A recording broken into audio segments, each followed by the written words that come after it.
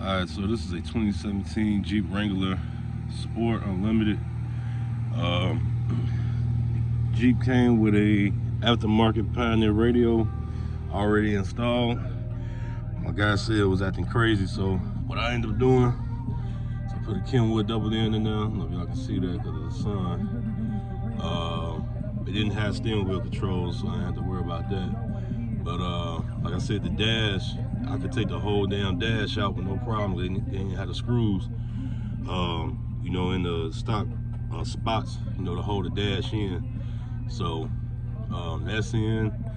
I don't know if y'all can see that mic back there. I put the mic, you know, behind the dash. I cut a hole, used some hot glue, and got that held in there. Cleaned out the inside, interior. It's all clean. The usual that I do. Even back here in the back, like I said, they had an amp back here, the wire and everything. I took all of that out. Everything's clean now. I also did a backup camera. I don't know if y'all can see the backup camera right there. Did that also. Let me show y'all that. Y'all can see it because of the sun. That's the backup camera's got LEDs on it also for night vision.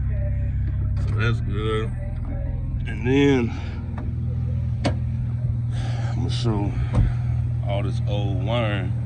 This is everything that I pulled out the truck.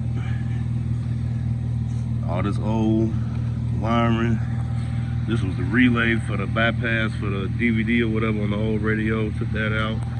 This the old amp. This the old radio. So it's another one done, man. It's good now. Hope we'll be back for a sound system or something, but we'll see. But yes, sir.